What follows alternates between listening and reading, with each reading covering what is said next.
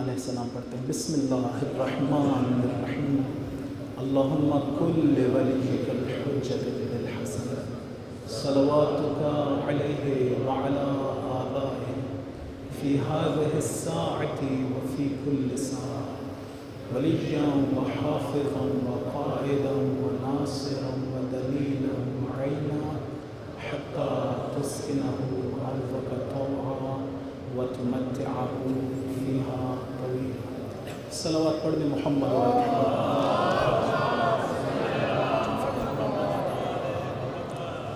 عزیزان. میں کل یہ عرض کر رہا تھا کہ ہم سب کی زندگیوں کا ہدف یہ ہے کہ ہم لوگ مقام توحید کو حاصل کریں. مقام توحید کو سمجھنا ہماری زندگیوں کا ہدف نہیں ہے، وہ پہلا زینہ ہے. یہ نہیں ہے کہ اگر ہم نے مقام توحید کے بارے میں کچھ پڑھ لیا تو اس کا مطلب ہے ہم نے ہدف حاصل کر لیا. نہیں، یہ جو مقام توحید سے متعلق کوئی بھی کچھ بھی پڑھے گا، میری طرف توجہ کیجیے، ایک درود پڑھیے محمد و آل محمد.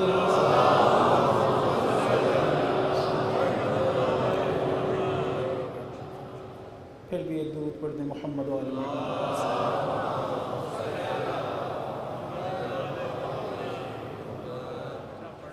ایک اور درود پڑھ دیجئے محمد و آل محمد. تو میں عرض کر رہا ہوں کہ ہماری زندگیوں کا ایک ہدف ہے.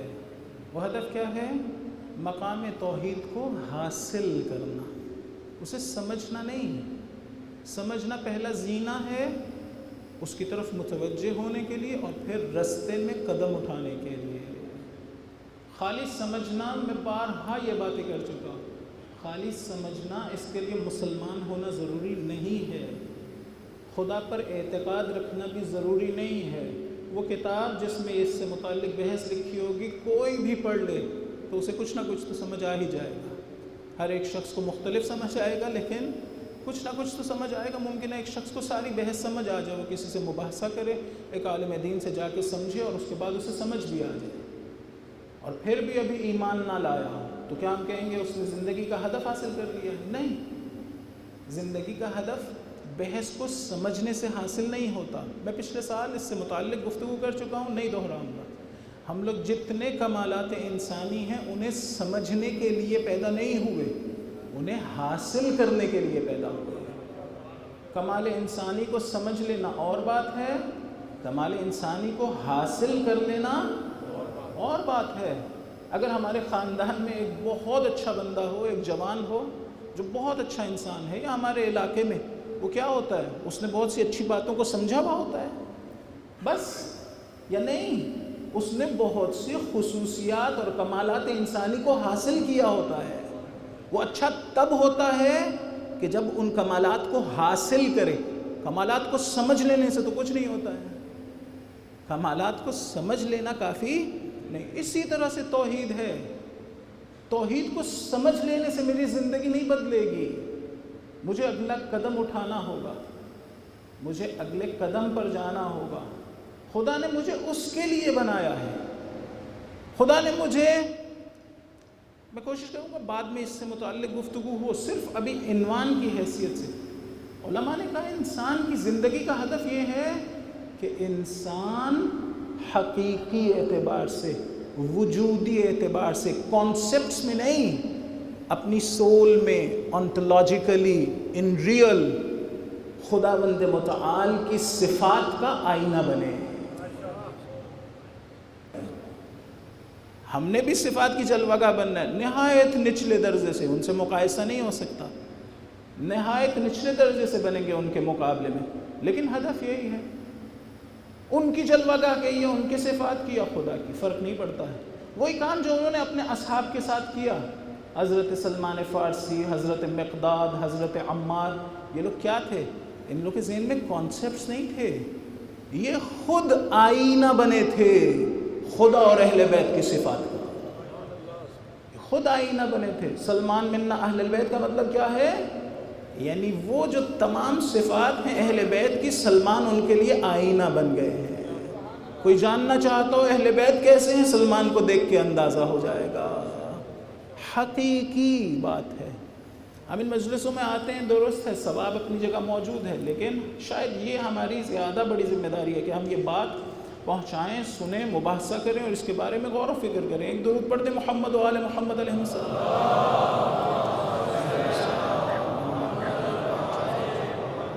شیطان ہمیں اس سے روکے گا۔ بہت سے اوقات میں وہ ہمیں علم حاصل کرنے سے نہیں روکتا۔ شیطان بہت سے اوقات میں ہمیں علم حاصل کرنے سے نہیں روکتا۔ کیوں؟ اس لیے کہ روایت سے ماخوذ ہے، جو مجھے معلوم ہے اور امام خمینی نے ذکر بھی کیا ہے، کیا؟ العلم هو الحجاب الاکبر۔ اگر فقط و فقط علم حاصل کیا جائے اور اس پر عمل نہ کیا جائے تو وہی علم میرے اور خدا کے درمیان میں حجاب بن جائے گا، وہی تو مجھے روکے گا خدا سے۔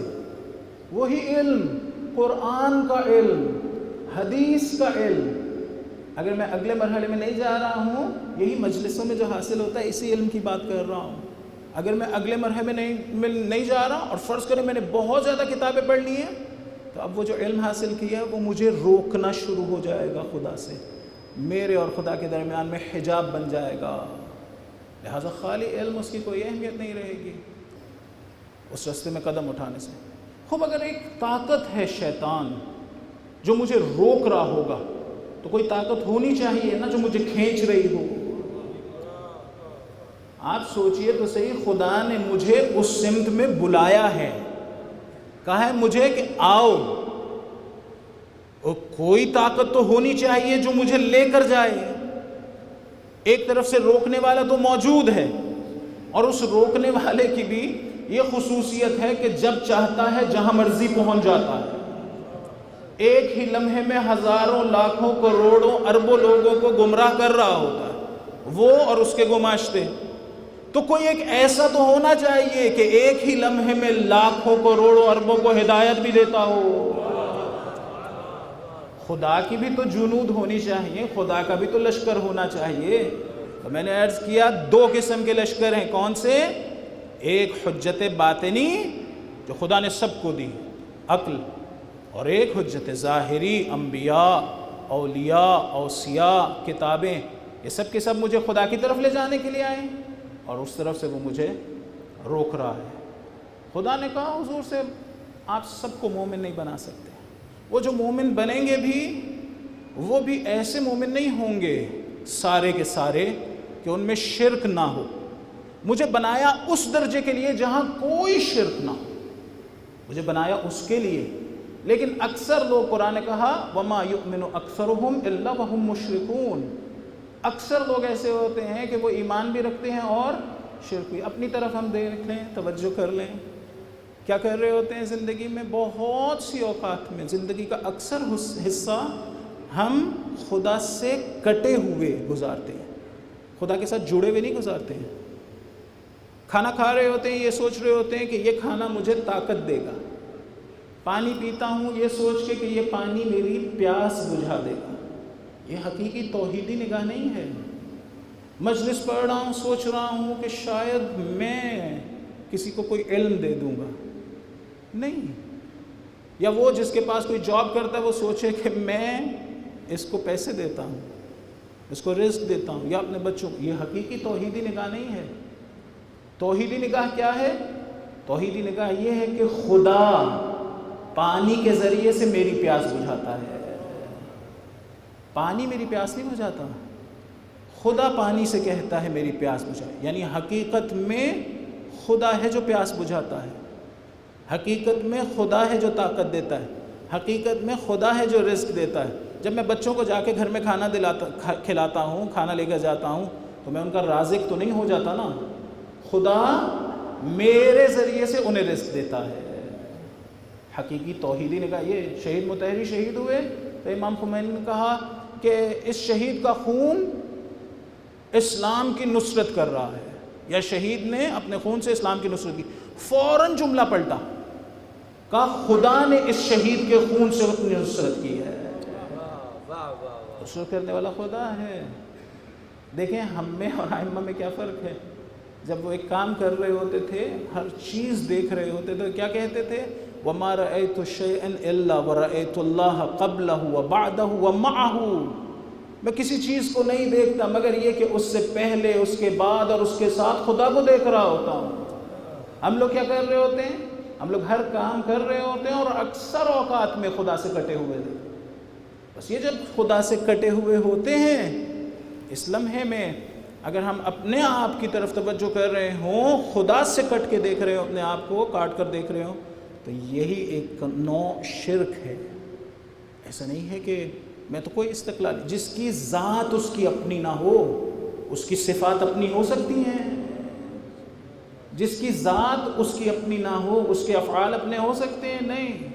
بس خدا مجھ سے اس طرح کی توحید نہیں چاہتا ہے جہاں پر میں اپنے آپ کو سمجھ رہا ہوں میں تو بہت چیز ہوں، میں تو انسان جب اپنے آپ کو دیکھیے، یہ جملہ یاد رکھیے گا، میں نے ایک بزرگ سے سنا ہے اس جملے کو، ہماری زندگی میں جتنے رذائل ہیں، جتنی بھی اخلاقی برائیاں ہیں، سب کی سب اگر آپ نے خلاصہ کرنی ہو اور ان کی جڑ ڈھونڈنی ہو تو اس ایک بات میں ہے کہ ہم سچے موحد نہیں بنتے ہیں، ہماری توحید کمزور ہوتی ہے۔ توحید ہماری جب کمزور ہوتی ہے، مضبوط نہیں ہوتی ہے، تو ہم میں مختلف رذائل آتے ہیں، مختلف گناہوں کا شکار ہوتے ہیں، مختلف گناہ کرتے ہیں۔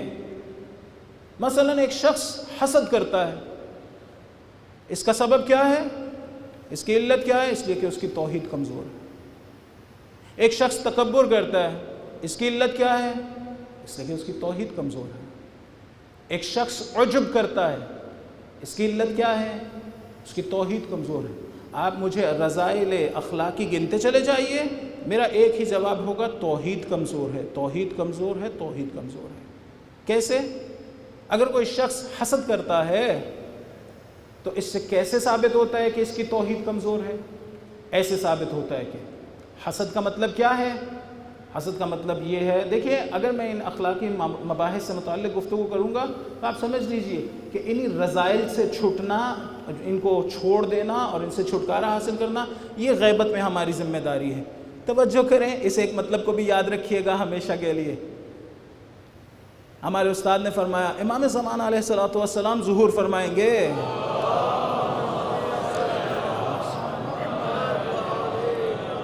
دیکھیں، غور کیجئے گا اس مطلب ہے، امام زمانہ علیہ السلام ظہور فرمائیں گے۔ وہ جو باتیں احادیث کی کتب میں ان کے آباء و اجداد سے مروی ہیں اور نقل ہو چکی ہیں، امام ان کے علاوہ کوئی بات کہیں گے؟ جو بات امام صادق علیہ السلام کہہ کے گئے ہیں وہی انہوں نے کہنی ہے، انہوں نے کوئی مختلف باتیں نہیں کرنی ہیں۔ وہی باتیں جو رسول خدا کہہ کے گئے ہیں وہی انہوں نے کرنی ہیں، وہی باتیں جو امیر المومنین کہہ کے گئے ہیں علیہ السلام وہی انہوں نے کرنی ہیں، وہی باتیں جو باقی ائمہ۔ تو پھر کس چیز کا انتظار ہے کہ نہیں جس وقت ظہور ہو جائے گا اس وقت جو وہ فرمائیں گے میں اس پر عمل کر لوں گا؟ نہیں، ایسا کچھ نہیں ہے۔ انہوں نے آ کے بالکل بے عین ہی وہی باتیں کرنی ہیں، حرام نہ کھاؤ، دوسروں کا دل نہ دکھاؤ، غصب نہ کرو، خدا کی عبادت کرو، اپنی اصلاح کرو، یہی باتیں ہونی ہیں۔ ہاں، زمانے سے مناسب بھی کچھ چیزیں ہوں گی، جب حالات ایسے ہوں گے تو زمانے سے مناسب بھی، لیکن جہاں تک آپ کی روح کا تعلق ہے کوئی مختلف باتیں نہیں ہونی ہیں۔ جہاں تک آپ کی اصلاح کا تعلق ہے کوئی مختلف، وہی باتیں ہونی ہیں۔ ایک درود پڑھتے محمد و آل محمد علیہ السلام۔ میں بہرحال کہتا چلا جاؤں گا کہ یہ بھی ہماری ذمہ داری ہے، یہ بھی ہماری ذمہ داری ہے، لیکن اگر نہ بھی کہہ رہا ہوں تو آپ توجہ کر لیجئے گا خود سے۔ حسد، اگر کوئی شخص حاسد ہے تو اس کی مشکل کہاں ہے؟ توحید میں۔ کیا مشکل ہے؟ مشکل یہ ہے کہ حسد کا مطلب یہ ہوتا ہے کہ انسان کے دل میں یہ خواہش ہو، زبان سے اظہار کرنا ضروری نہیں ہے۔ ہم سمجھتے ہیں جب ہم نے زبان سے اظہار کیا نا تب ایک برا کام ہوگا، یا ہم نے اپنے عمل میں کچھ کیا تو تب ایک برا کام ہوگا۔ اگر دل میں ایک بری بات رکھی نا تو اس سے تو کوئی گناہ نہیں ہوتا۔ ایسا نہیں ہے۔ ابھی تک ایمان اس بات پر نہیں پیدا ہو سکا کہ خدا عادل بھی ہے اور عالم بھی ہے۔ اگر اس نے اسے دیا ہے تو حتماً حکمت بھی ہے، عدل بھی ہے اور ظلم نہیں ہے۔ عادل ہے وہ اور عالم بھی ہے۔ اسی طرح سے عجب، اسی طرح سے تکبر، کوئی شخص عجب کرتا ہو اس کا مطلب یہ ہے کہ اپنے کام کو دیکھ رہا ہو کہ میرا کام بہت اچھا ہے، میں تو بہت اچھا مثلا میں بہت اچھا نوحہ پڑھتا ہوں، میں بہت اچھی تلاوت کرتا ہوں، میں بہت اچھی گاڑی ڈرائیو کرتا ہوں، میں بہت بڑا عالم ہوں، میں بہت اچھا ماتم کرتا ہوں وغیرہ وغیرہ، جتنی بھی میں نماز بہت اچھی پڑھتا ہوں، یہ سارے کو دیکھ کے خوش ہو رہا ہو، اور جس وقت خوش ہو رہا ہو اس وقت اپنے آپ کو خدا سے کٹا ہوا دیکھ رہا ہو۔ ایک دفعہ یہ میں کہوں خدایا تیرا شکر، تو نے مجھے توفیق دی، میں نے نوحہ اچھا پڑھا ہے۔ یہاں پر یہ انسان خدا سے کاٹ کے اپنے آپ کو نہیں دیکھ رہا، خدا سے جڑا ہوا دیکھ رہا ہے۔ یہ نہیں کہہ رہا اس میں میرا کمال ہے، یہ جانتا ہے جتنا بھی کمال تھا پروردگار کا۔ مجھے سوچ کے بتائیے اس بیماری میں مبتلا ہونا، اس میں بھی کوئی عمل نہیں کرتا ہے انسان، عجب میں بھی بس اسے اچھا لگ رہا ہوتا ہے اپنا آپ، اس میں کوئی عمل نہیں کر رہا ہوتا، صرف یہ خیال آتا ہے کہ میں تو مثلاً۔ مجھے بتائیے کہ اس کی مشکل کہاں ہے؟ اسی طرح سے تکبر، اسی طرح سے غصب، اسی طرح سے ظلم، جتنے آپ اس طرح کے رذائل اخلاقی گنتے چلے جائیں گے ان کا ریشہ انہی چیزوں میں ہے، توحید میں۔ تو اب بتائیے کتنی اہم ہے یہ توحید۔ اب سوال یہ ہے، ایسی چیز جو میری زندگی کا مقصد ہے، ایسی چیز جس سے روکنے کے لیے شیطان نے قسم کھائی ہے اور خدا کے عزت کی قسم کھائی ہے، خدا سے کہا فَبِعِزَّتِكَ لَأُغْوِيَنَّهُمْ أَجْمَعِينَ، خدا تیری عزت کی قسم میں سب کو گمراہ کروں گا، انہیں توحید تک نہیں آنے دوں گا۔ اب ذرا سوچ کے بتلائیں کہ خداوند متعال نے ہمیں ایسے ہی چھوڑ دیا ہوگا؟ نہیں، ضروری ہے کہ وہ ہمیں وہاں تک پہنچنے کا رستہ بھی دکھلائے، اور ضروری ہے کہ کسی کو بھیجے جو ہمیں وہاں تک لے جائے۔ کیوں؟ فرض کریں ایک بندہ آپ کو دعوت پر بلاتا ہے اپنے گھر، قبلہ کل آئیے گا ہمارے ساتھ کھانا کھائیے گا، جو بھی دال روٹی ہو وہ کھائیے ہمارے ساتھ۔ یہ بات میرے ذہن میں بار بار آتی ہے، اور بہرحال بہت سے اوقات میں مناسبت نہیں پاتا ہوں تو ذکر نہیں کرتا ہوں۔ ہم لوگوں کو تجمل گرائی سے بچنا چاہیے۔ کسی کو جس وقت کھانے پہ بلاتے ہیں نہ بچھائیں لمبے لمبے دسترخوان۔ یہ کہاں سے ہم لوگوں نے سیکھا ہے؟ زندگی کو آسان بنانا سیکھیے۔ امام علی علیہ السلام کو کسی نے دعوت دی، مولا نے کہا 3 شرطوں پر آؤں گا۔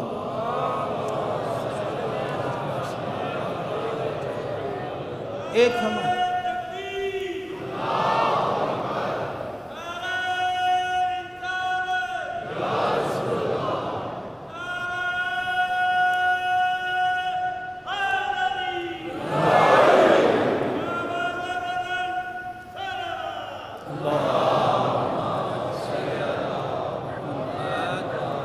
مولا نے شرطیں رکھی،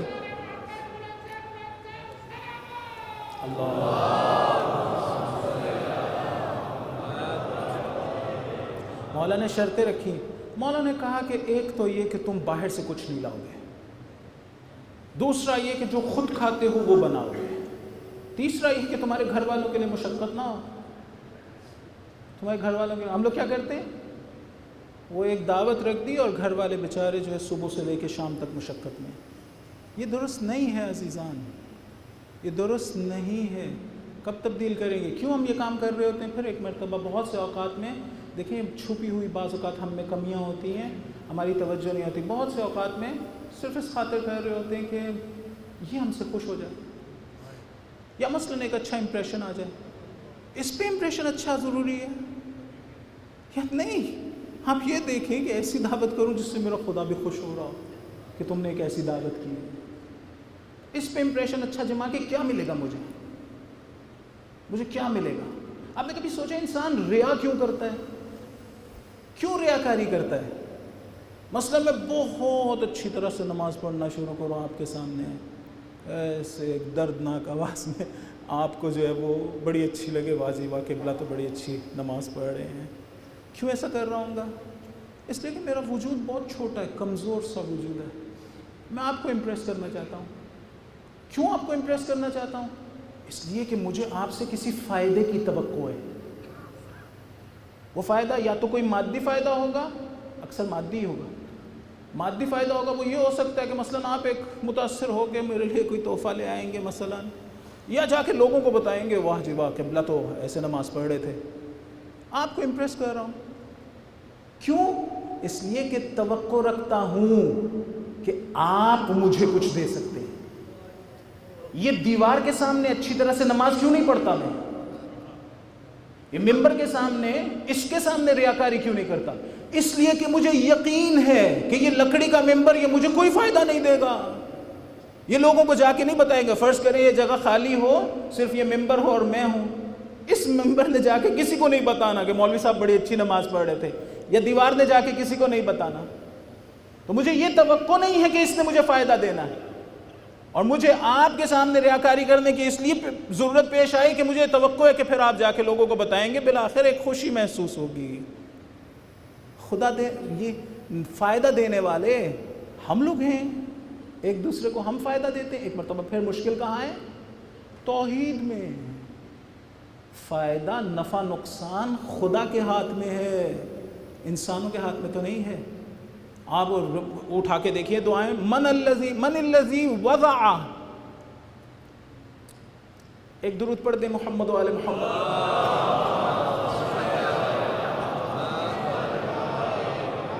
مفہوم عرض کرتا ہوں, خدایا وہ جسے تو بلند کر دے اسے نیچے کون کر سکتا ہے؟ وہ جسے تو پست کر دے اسے بلند کون کر سکتا ہے؟ دعائے رفع کے جملے ہیں نا, آپ نے چند دنوں پہلے پڑھی ہے. اس میں کیا بتا رہے ہیں کہ بلند کرنے والا, پست کرنے والا کون ہے؟ خدا ہے, عام لوگ نہیں ہیں. مشکل ایک مرتبہ پھر سے توحید میں ایک درود پڑھ دیں محمد و آل محمد علیہ السلام. تو ایک مرتبہ پھر ہماری مشکل, اچھا میں عرض کر رہا تھا کہ اگر اتنا مشکل میدان ہو اور شیطان نے قسم کھا رکھی ہو تو پھر میں کیا ہوں؟ مجھے خدا متعال کیا کرے گا؟ کوئی رستہ دے گا. نہ فقط یہ کہ رستہ دے گا, ایک بندہ بھی میرے لیے بھیجے گا. ایک نہ ایک ہر زمانے میں ہونا چاہیے. مثال عرض کر رہا تھا, وہاں سے میں ایک اور سمت میں چلا گیا. مثال یہ تھی کہ ایک صاحب مجھے بلائیں کھانے پر, کہیں قبلہ کل آئیے گا کھانا کھائیں گے. میں بھی قبول کر لوں, اور مجھے اس کے گھر کا رستہ معلوم نہ ہو, اکیلا ہوں, مجھے کوئی نہیں لے کے جا سکتا ہے. اس نے مجھے دعوت پہ بلایا ہے کہ کل آپ میرے گھر آ جائیے, تو یہ اس کی ذمہ داری ہے نا کہ کسی کو بھیجے جو مجھے لے جائے. میں خود نکلوں گا تو نہ جانے کہاں چلا جاؤں. ذمہ داری اس کی ہے کہ وہ کسی کو بھیجے جو مجھے لے جائے. خدا نے بالکل اس طرح سے کرنا ہے. جب اس نے مجھے کہا ہے مجھ تک آؤ تو ذمہ داری اس کی ہے. جو یہاں سے مجھے لے جانے کی کوشش نہ کرتا رہے وہ خود اپنے پاس سے ایک کو بھیجے اور کہے انہیں میرے تک لے آؤ. یہاں سے نہیں وہ آ رہا ہوگا, وہ جو یہاں سے آ رہا ہوگا وہ تو میری ہی طرح ہوگا. وہ جو یہاں سے جائے گا میرے ساتھ وہ تو میری ہی طرح ہوگا. ضرورت اس شخص کی ہے جسے وہ بھیجے جو تمام رستہ بھی جانتا ہو اور رستے کی خطرناکیاں بھی جانتا ہو. وہ مجھے وہاں تک لے جائے گا. لیکن اگر یہاں سے کسی نے کوشش کی وہ نہیں لے جا سکے گا. یہ جو آیت میں نے آج بھی تلاوت کی ہے یہ اسی مطلب کو بیان کری. انشاءاللہ اس کو کل تھوڑا تفصیل سے عرض کروں گا. ایک درود پڑھیں محمد و آل محمد علیہ السلام پر.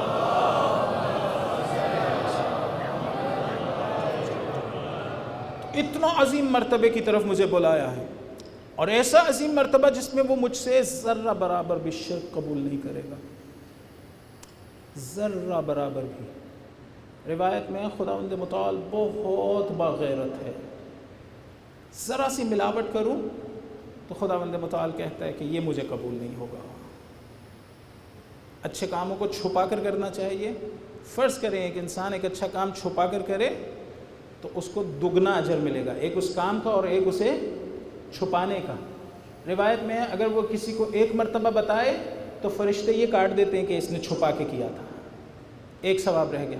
اگر دوبارہ بتائے تو پھر وہ بھی کاٹ دیتے ہیں کہ اس نے یہ بھی کام کیا تھا. اس لیے کہ اب لوگوں کو بتا رہا ہے. مجھ سے ذرہ برابر بھی وہ شرک نہیں چاہتا ہے, ایسا مرتبہ چاہتا ہے وہ مجھ سے. خوب ایسا مرتبہ جسے قرآن نے اپنی زبان میں کہا اخلاص. وَمَا أُمِرُوا إِلَّا لِيَعْبُدُوا اللَّهَ مخلصین لہ الدین حنفاء ذالک دین القیمہ. محکم دین کیا ہے کہ آپ اسے بلائیں اور اس کی عبادت کریں. کس طرح سے؟ مخلصین، خالص عبادت جس میں ذرہ برابر شرک نہ ہو. هو الحی، ایک اور آیت میں کہا هو الحی لا الہ الا هو فادعوہ مخلصین لہ الدین. ایک اور جگہ پہ کہا فادعوہ مخلصین لہ الدین ولو کرہ الکافرون. وہ مجھ سے خلوص چاہتا ہے، خلوص جس میں کوئی بھی ملاوٹ نہ ہو. ہم بعض اوقات اس کیفیت میں خدا کو پکارتے ہیں، ساری عمر اس کیفیت میں نہیں رہتے.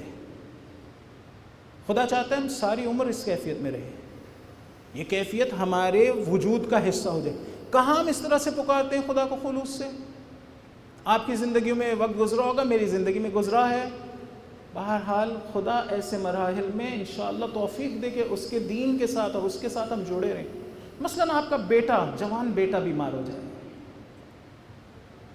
آپ نے شروع میں پرواہ نہیں کی، ہلکا سا بھی بخار ہو رہا تھا اسے معمولی سے ڈاکٹر پہ لے گئے، توجہ بھی نہیں تھی کہ میں نے پہلے بارگاہ خداوند متعال میں جانا ہے، اس سے کہنا ہے اسے ٹھیک کر دو، اس لیے کہ دنیا میں گم ہوں. اسے ڈاکٹر کے پاس لے کے گیا، اس نے دوائی دی، وہ ٹھیک نہیں ہوا. پھر اس نے کچھ اور ٹیسٹ لکھ دیے، آپ نے وہ ٹیسٹ دیکھے، ان میں مثلاً انفیکشن آئی ہوئی تھی، کوئی چیزیں کم ہوئی ہوئی تھی، کچھ زیادہ ہوئی تھی. آپ تھوڑے سے پریشان ہوئے، پھر ایک اور اسپیشلسٹ کے پاس چلے گئے. کسی نے بتایا فلاں صاحب بہت اچھے ہیں، آپ اس کے پاس چلے گئے، اس نے بھی دوائی دی یا اس نے بھی چیک کیا، پھر بچہ ٹھیک نہیں ہوا. کون ہے؟ آپ کا جوان بیٹا. پھر آپ اور پریشان ہوئے، پھر ایک اور کے پاس گئے، آہستہ آہستہ دیکھا وہ بچہ ایڈمٹ ہو گیا اور روزانہ اس کی حالت بگڑتی چلی جا رہی ہے اور آپ کو محسوس ہو رہا ہے کہ آپ کے ہاتھوں سے نکل رہا ہے. ایک وقت آئے گا جب آپ تمام ڈاکٹروں سے نا امید ہو جائیں گے. جب نا امید ہوں گے تو فوراً سجدے میں سر رکھیں گے، کہیں گے خدایا مجھے پتہ چل گیا کہ کسی کے ہاتھ میں کچھ نہیں ہے. اس وقت آپ جب خدا کو آواز دیں گے تو وہ پورے اخلاص سے، پورے وجود آپ کا وجود گواہی دے رہا ہوگا کہ خدا نے کسی کے ہاتھ میں کچھ نہیں رکھا. ہوا الشافی، وہ شفا دینے والا ہے. وہ چاہتا تو انہی ڈاکٹروں کے ذریعے سے دے دی ہوتی. ممکن ہے آپ کی تعلیم کا سفر ہو، ممکن ہے خدا آپ کو سمجھا رہا ہو ایک چیز، یہ تو آپ کے سوچنے کا کام ہے اس وقت، توجہ کرنے کا کہ یہ کیا ہوا تھا میرے ساتھ. لیکن اس لمحے میں آپ خدا کو خلوص سے، ایسا خلوص ہے، توجہ، ایسا خلوص ہے جہاں آپ اپنے آپ کو دنیا کے تمام مادی اسباب سے کٹا ہوا دیکھتے ہیں. آپ ہر سبب مادی سے کٹا ہوا دیکھتے ہیں. آپ سمجھ جاتے ہیں کہ دوائی نہیں مجھے کچھ کر سکتی، ڈاکٹر میرے کوئی مدد نہیں کر سکتا، کوئی میری مدد نہیں کر سکتا. اپنے آپ کو کٹا ہوا دیکھتے ہیں. جب ہر چیز سے کٹتے ہیں اور خدا سے بات کر رہے ہوتے ہیں تو ذرہ برابر شرک باقی نہیں رہتا. خلوص اور اخلاص کے ساتھ اس کی بارگاہ میں آواز دے رہے ہوتے ہیں. خود قرآن نے اس کو بیان کیا ہے. کس جگہ پر؟ 3 مقامات پر بیان کیا ہے جہاں پر اس شخص کے بارے میں بات ہوئی ہے کہ اگر سمندر میں جا رہا ہو اور ایک مرتبہ ہچکولے کھانے لگے وہ کشتی، محسوس کرے کہ طوفان آ گیا ہے اور کوئی اس کی مدد نہ کرتا ہو، کوئی مدد کرنے والا نہ رہ جائے، اس کو پتہ چل جائے اب میری کوئی مدد نہیں کر سکتا. وَإِذَا رَكِبُوا فِي الْفُلْكِ دَعَوُا اللَّهَ مُخْلِصِينَ لَهُ الدِّينَ. میں کہہ رہا تھا کہ خدا ہمیں اس طرف بلا رہے ہیں. اس آیت میں کہہ رہا ہے کون اس طرح سے آواز دیتا ہے؟ وہ جو اذا رکبوا فی الفلک دعوا اللہ مخلصین لہ الدین، وہ لوگ جو کشتی میں سوار ہوئے، طوفان میں گھر گئے اور ہر امید سے کٹ گئے. اب کیا کریں گے؟ اب خدا کو اخلاص کے ساتھ آواز دیں گے. فلما نجاہم الی البر اذا ہم مشرکون. جیسے ہی وہ خشکی پر جائیں گے دوبارہ شرک میں مبتلا ہو جائیں گے. کیوں؟ تھوڑی دیر پہلے تو خدا کو آواز دے. جس طرح سے ہمارے ساتھ بھی ایسا ہی ہوتا ہے نا. وہ بچہ جب بہت بیمار تھا اور کوئی بھی مدد نہیں کر سک رہا تھا تو خدا کو اخلاص سے آواز دی. لیکن جب وہ ٹھیک ہو گیا چند دنوں کے بعد، اب آپ اسی طرح سے خدا کو آواز دے پائیں گے؟ نہیں. جس وقت مصیبت میں گھرے ہوئے تھے اور تمام امیدیں ٹوٹ چکی تھی تو خدا کو آواز دے. اسی طرح وہ بندہ، بعض آیات میں ہے کہ ایسے ہوتا ہے جیسے بادلوں کی طرح سے موجیں اٹھی ہیں اور روشنی ختم ہو گئی ہے اور اندھیرا آ گیا ہے، ڈر خوف پیدا ہوتا ہے، اس وقت خدا کو پکارتا ہے. اس خدا ہم سے کیا چاہتا ہے؟ خدا چاہتا ہے ہم ایسی منزلت پر آ جائیں جہاں اسباب مادی ہمارے لیے اہم نہ ہوں، خداوند متعال ہو. میں نہیں کہہ رہا ہوں اسباب مادی نہ لیں، میں یہ نہیں کہہ رہا ہوں. جس وقت اسباب مادی بھی آپ استعمال کر رہے ہو اس وقت اس یقین کے ساتھ کہ یہ خود کچھ نہیں کر سکتا، خدا کر رہا ہے. جس وقت پانی پی رہے ہوں تو اس توجہ کے ساتھ کہ یہ میری پیاس نہیں بجھا رہا، خدا اس کے ذریعے سے بجھا رہا ہے. ایک شخص کو امام حسین علیہ السلام نے بد دعا دی، اس کی موت کوفے میں اس طرح سے ہوئی کہ وہ پانی پیتا جاتا تھا اور پیاس نہیں بجھتی تھی. اگر پانی نے پیاس بجھانی تھی تو اس کی پیاس کیوں نہیں بجھی؟ اگر پانی ہی نے بجھانی تھی تو اس کی کیوں نہیں بجھی؟ یا تو کوئی مانع ایجاد ہوا ہوگا، خدا نے کیا، یا خدا نے اذن نہیں دیا تھا اس پانی کو کہ اس کی پیاس بجھے. بس خدا مجھ سے کیا چاہتا ہے؟ خدا چاہتا ہے ایسے مقام پر جہاں میں اسباب مادی کی طرف توجہ، اتنے غرق ہو چکے ہیں ہم ان اسباب مادی میں کہ ان کے بغیر زندگی، یا بہرحال نہیں کہتا ہوں ان کے بغیر، ان کی طرف استقلالی نگاہ کرتے ہیں، سمجھتے ہیں یہ ہمیں فائدہ دیتے ہیں. مثلا میں اگر آپ سے کہوں کہ گاڑی کس طرح سے چلتی ہے، آپ کہیں گے پیٹرول سے. میں اگر کہوں نہیں پیٹرول کے بغیر بھی چل سکتی ہے تو آپ کہیں گے مولانا کیا باتیں کہہ رہے ہیں آپ، پیٹرول کے بغیر کیسے چلے گی؟ اچھا آپ سے پوچھوں پرانے زمانے میں کشتی کیسے چلتی تھی، شپ کیسے چلتی تھی؟ تو آپ کہیں گے بادبان لگایا جاتا تھا، ہوا چلتی تھی، ہوا کے زور سے چلتی تھی. ایسا ہی ہے، لیکن حضرت نوح کی کشتی تو ایسے نہیں چلتی تھی. حضرت نوح کی کشتی بسم اللہ مجراہا و مرساہا، بسم اللہ کہتے تھے تو وہ چلتی تھی، بسم اللہ کہتے تھے تو وہ رک جاتی تھی. اس کا مطلب کیا ہے؟ اس کا مطلب یہ کہ ایک وسیع کائنات ہے اس اسباب مادی کے علاوہ. میرا اس سے انس پیدا نہیں ہوا ہے. میں ابھی تک اس مادی دنیا سے اپنے آپ کو نہیں کاٹ سکا ہوں. جب اس دنیا میں آیا تھا تو کٹا ہوا آیا تھا. جب اس دنیا میں آیا تھا تو میں اس تمام مادے سے کٹا ہوا آیا تھا. جب چھوٹا سا بچہ تھا میں، ابھی آج ہی متولد ہوا ہوں، تو پوری دنیا سے اپنے آپ کو کٹا ہوا دیکھ رہا ہوں. نہ مجھے شہرت کی خواہش ہے وہاں پر، نہ مجھے پیسے کی خواہش ہے، نہ بڑے گھر کی خواہش ہے، نہ کھانے کی خواہش ہے، نہ کپڑوں کی خواہش ہے، کسی چیز کی خواہش نہیں ہے. حتیٰ شروع میں جب بچہ آتا ہے تو وہ شیر مادر کی طرف بھی متوجہ نہیں ہوتا ہے، پھر اسے عادت دلائی جاتی ہے اس کی، پھر آہستہ آہستہ اس کی زندگی پھیلنا شروع ہو جاتی ہے، اس کی اٹیچمنٹ بڑھنا شروع ہو جاتی ہے. اٹیچمنٹ ہوتی ہے، آہستہ آہستہ انس پیدا کرتا ہے، انس پیدا کرتا ہے، اس کے بعد سمجھتا ہے کہ اس کے بغیر میری زندگی نہیں ہوتی، اور یہی مادی اسباب ہیں جو میری زندگی چلا رہے ہیں. تو اہل بیت علیہ السلام عالی ترین مرتبہ توحید پر فائز شخصیات، خداوند متعال کی عالی ترین معرفت پر فائز شخصیات. جب انسان اس طرح کی معرفت پر ہو تو پھر وہ خدا کی راہ میں کسی قربانی سے دریغ نہیں کرتا ہے، ہر قربانی دینے کے لیے آمادہ ہو جاتا ہے.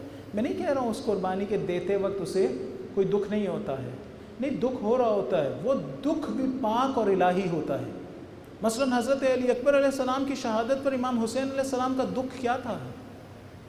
کیا دکھ تھا؟ صرف یہ دکھ نہیں تھا ایک عاطفی کہ باپ ہیں اور بیٹا گیا ہے.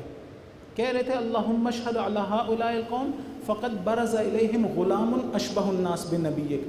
خدا یہ ایسا بندہ مارنے لگے ہیں جو رسول کے مشابہ تھا. الہی چیز ہے ذہن میں، اس طرح سے قربانی دے رہے ہیں. اگر ایسا نہ ہو عزیزان تو قربانیاں نہیں دی جا سکتی ہیں. آپ جس وقت زیارت کے لیے جاتے ہیں، مثلا کربلا، خدا ہم سب کو لے جائے، مثلا مشہد، جن لوگوں کو تجربہ ہوا ہے، جس وقت حرم سے باہر آ رہے ہوتے ہیں کیا کیفیت ہوتی ہے. فرض کریں حرم امام حسین علیہ السلام، حرم حضرت عباس علیہ السلام میں گئے ہیں آخری زیارت کے لیے، نہیں پتہ اس کے بعد ملنی ہے یا نہیں. میں لوگوں کو جانتا ہوں، دیکھتا ہوں، الٹے پاؤں آ رہے ہوتے ہیں، چہرہ حرم کی طرف ہوتا ہے اور الٹے پاؤں جا رہے ہوتے ہیں. کیوں؟ ان سے ودا نہیں کیا جا رہا ہوتا۔ ایک جوان کے بارے میں پچھلے سال مجھے کوئی بتا رہا تھا، اس نے کہا ہمیں امام حسین علیہ السلام سے نکل رہا تھا تو پاؤں اور قدم بھاری لگ رہے تھے، اٹھائے نہیں جا رہے تھے۔ کیوں؟ حرم امام حسین علیہ السلام نہیں چھوٹ رہا۔ میں خود سیریا میں تھا ایک زمانے میں، حرم میں جناب زینب سلام اللہ علیہ ایک شخص آیا، مجھے آ کے کہتا ہے میں کیسے خدا حافظ کر کے جاؤں یہاں سے، مجھ سے نہیں ہو سکتا۔ کہا یہاں تو آ گیا ہوں، جناب سکینہ کی قبر پہ جا بھی نہیں رہا ہوں میں، اس لیے کہ چلا گیا تو باہر کیسے نکلوں گا۔ اب مجھے ذرا سوچ کے بتائیں، ہم لوگ ظلمتوں میں گھرے ہوئے لوگ، کوئی پاک اور پاکیزہ لوگ نہیں ہیں، جب ہماری یہ حالت ہوگی تو امام حسین کس حال میں ہوں گے؟ جب نانا کی قبر چھوڑ رہے ہوں گے، جب ماں کی قبر سے ودا کر رہے ہوں گے، وہ کس حال میں ہوں گے؟ آسان نہیں تھا امام حسین علیہ السلام کے لیے مدینہ چھوڑنا، نہایت مشکل تھا۔ مروان نے بلایا اور رات کے وقت بلایا، اللہ نے کہا اپنے جوانوں سے کہا 19 جوان ذکر ہوئے، کہا سب اپنے ساتھ اسلحہ رکھو، سب اپنے ساتھ تلواریں رکھو، اور ہم نے جانا ہے اس دربار میں، تم لوگ باہر کھڑے رہو گے، اگر تم لوگ میری آواز سنو تو اندر آ جانا۔ مولا گئے، اس نے کہا کہ یزید تخت پہ بیٹھا ہے اور بیعت مانگ رہا ہے۔ مولا نے کیا کہا؟ مولا نے کہا کہ یہ کوئی ایسی چیز تو نہیں ہے جو رات کے اندھیرے میں کی جائے، صبح جب باقی لوگوں سے بیعت مانگو گے اس وقت میں اپنی بات کروں گا۔ ابھی یہ کہہ رہا تھا، ابھی مولا نے یہ کہا اور وہ بات کر رہا تھا کہ ایک مرتبہ مروان نے ولید سے کہا، ولید اگر تو نے آج حسین کو جانے دیا پھر یہ قابو نہیں آئیں گے۔ میں آج روایت دیکھ رہا تھا یا مقتل کی کتاب دیکھ رہا تھا، اس نے اپنی تلوار نیام سے نکالی، اب جو تلوار نیام سے نکالی تو ایک مرتبہ حسین کو جلا لایا، کہا انت تقتلنی ام ہوا یا ابن الزرقاء، کیا تو مجھے قتل کرے گا یا وہ؟ یہ آواز کا بلند ہونا تھا، 19 ہاشمی جوان اندر آ گئے، 19 ہاشمی جوان اپنے گھیرے میں لے لیا، حصار میں لے لیا۔ سوچے ذرا، عباس ہوں گے، علی اکبر ہوں گے، باقی جوانان بنی ہاشم ہوں گے، تلواریں اٹھائی ہوئی ہیں، مولا آپ سے کس نے اونچی آواز میں بات کی؟ یہی کہہ رہے ہوں گے نا۔ ایک یہ وقت ہے جب مولا ہلکی سی آواز دے تو سارے دوڑتے آئیں۔ عاشور کو کہہ رہے تھے یا فرسان الہیجا، جب تنے تنہا رہ گئے اور کوئی سوار کرنے والا نہیں تھا، خود سوار ہو کے آواز دے رہے تھے میرے شیرو، کہاں چلے گئے؟ میں آواز دیتا تھا تم دوڑتے آتے تھے، آؤ دیکھو حسین اکیلا رہ گیا، اجرکم اللہ۔ ایک مرتبہ آئے، گھر آئے، بیویوں کو بتایا کہ اب مدینہ ہمارے رہنے کے قابل نہیں رہا ہے، کوچ کرنا۔ ذرا سوچ کے بتائیں جناب زینب کی کیا کیفیت ہوگی۔ جناب رسول خدا کی قبر پر آئے، ودا کرنا چاہتے تھے، ایک مرتبہ عبادت میں مشغول ہوئے، عالم خواب میں، عالم رؤیا میں دیکھا جناب رسول خدا آئے ہیں، کہا نانا باتیں ہوئیں، رسول پاک نے کہا حسین تم بہت جلدی ہمارے پاس آنے والے ہو، اور تمہارے بابا، میں تمہارے بابا، تمہاری اماں زہرا، تمہارا بھائی مشتاق ہے تم سے ملاقات کے لیے۔ مولا نے کیا کہا؟ مولا نے کہا اے رسول خدا مجھے یہی رکھ لیں۔ رسول خدا نے فرمایا ان لک لدرجات لا تنالها الا بالشہادہ، حسین تمہیں کچھ درجات عطا ہونے ہیں جو شہادت کی وجہ سے عطا ہونے۔ پوری کائنات میں کوئی مٹی کھانے کی اجازت نہیں ہے، حرام ہے، ایک تنہا تربت امام حسین علیہ السلام کھائی جا سکتی ہے۔ قبہ امام حسین علیہ السلام کے نیچے دعا مستجاب ہے۔ آپ حرم امام حسین علیہ السلام جاتے ہیں، جانے اور واپس آنے کے دن آپ کی عمر میں شمار نہیں ہوتے ہیں، اور بھی احکام ہیں، صرف مولا کا حرم ہے، باقی ائمہ کا نہیں ہے جہاں پر آپ کو اختیار ہو یا پوری پڑھیں نماز یا قصر کریں، بہرحال احکام ہیں۔ فرمایا ان لک لدرجات لا تنالها الا بالشہادہ، شہادت سے آپ کو یہ درجات ملیں گے۔ ایک مرتبہ رسول خدا کی قبر کے بعد اپنی ماں کی قبر پر آئے ہیں۔ ماں کی قبر پر آ کے کیا کہا ہوگا؟ کہا ہوگا السلام علیکہ یا اماں۔ جواب کیا آیا ہوگا؟ کہا ہوگا وعلیک السلام یا غریب الام، یا شہید الام، یا مظلوم الام۔ اے میرے شہید بیٹے، اے میرے مظلوم بیٹے، اے میرے غریب بیٹے، تجھ پہ سلام ہو۔ واپس گھر آئے۔ ایک راوی کہتا ہے میں اسی دن 28 رجب کی شب میں مدینے میں داخل ہوا، میں نے دیکھا فضا سوگوار ہے۔ میں نے پوچھا کیا ماجرا ہے؟ کہا حسین مدینے کی جان مدینہ چھوڑا ہے۔ کہتا ہے میں محلے بنی ہاشم آیا، میں نے دیکھا حسین ایک کرسی پر بیٹھے ہیں، کچھ اونٹ لائے جا رہے ہیں، ان پہ سامان رکھا گیا اور وہ آگے چلے گئے، آگے بڑھا دیے گئے۔ پھر اونٹ آئے، سامان رکھا، آگے بڑھ گئے۔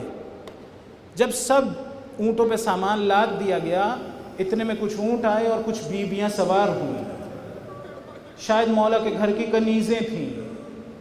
کہتا ہے اتنے میں نے دیکھا امام حسین کرسی پر ہی بیٹھے تھے، اتنے میں نے دیکھا ایک اونٹ آگے بڑھا، ایک بیوی آگے بڑھی، ایک جوان آگے بڑھ کے سوار کرتا ہے۔ میں نے پوچھا یہ کون ہے؟ کہا حسن کے بیٹے قاسم ہے، ماں کو سوار کر۔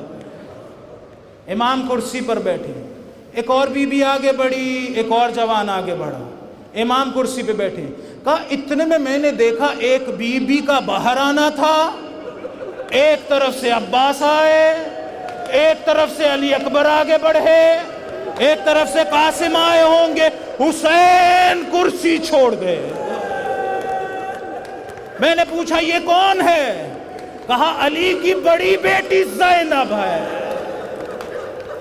اجرکم اللہ۔ جناب ام سلمہ آگے بڑی، حسین دل گھبرا رہا ہے، یہ کیسا سفر ہے؟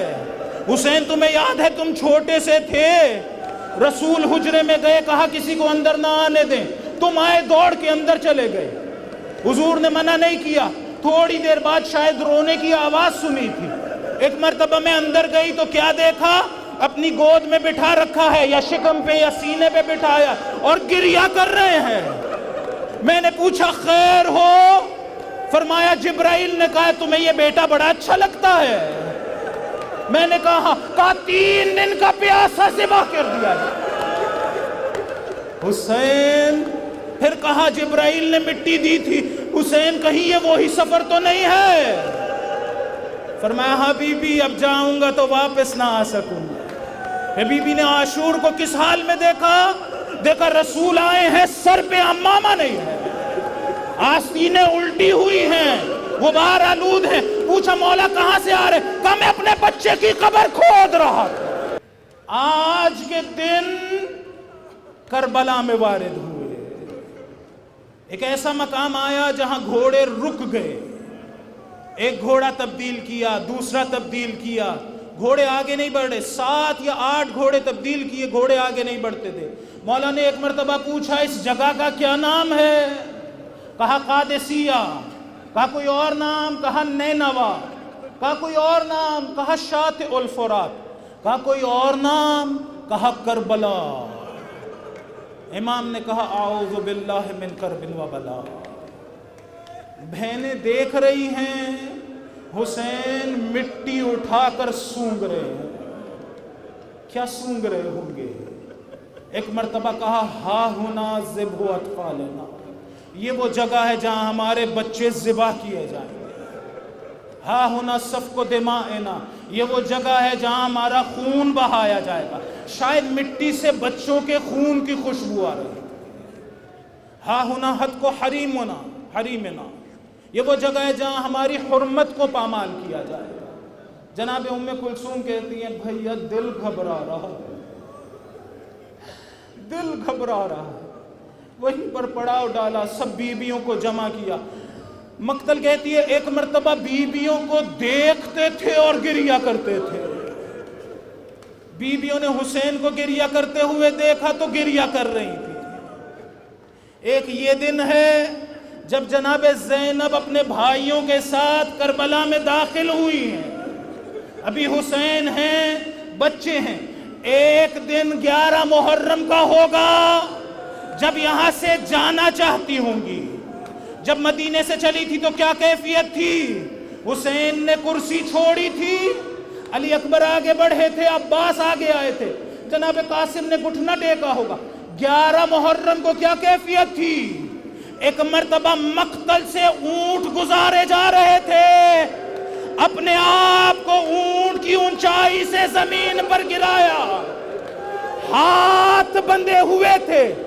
مدینہ سے جا رہے تھے تو چادر تھی، ابھی چادر نہیں تھی، ہاتھ بھی بندھے ہوئے تھے. ایک ایسی لاش پر آئی جس پہ پتھر بہت زیادہ تھے، جس پہ تیر بہت زیادہ تھے. بعض علماء نے کہا کہ منہ کے بل الٹا، یعنی کمر نظر آ رہی تھی امام حسین کی. کیوں؟ اس لیے کہ سامنے سے ضربے لگا رہا تھا، سر نہیں اترتا تھا. الٹا کر کے ایک مرتبہ اس لاش پر آئی، شاید 2 زانو ہو کے بیٹھی ہو. کیا کیا؟ وہی رسی میں بندھے ہوئے ہاتھ جنازے کے نیچے سے گزارے. ایک مرتبہ اٹھانے کی کوشش کی، اللہم تقبل منا ھذا القربان، خدایا قبول کر لے ہماری طرف سے. اس کے بعد کیا کیا؟ رسول خدا سر سے پاؤں تک بوسے دیتے تھے، لیکن بی بی وہاں بوسہ دے رہی تھی. جانا کبھی رسول نے دیا تھا، نہ ماں نے دیا تھا، نہ بابا نے. کہا خشک رگوں پہ اپنے ہونٹ رکھ. کیا کہہ رہی تھی؟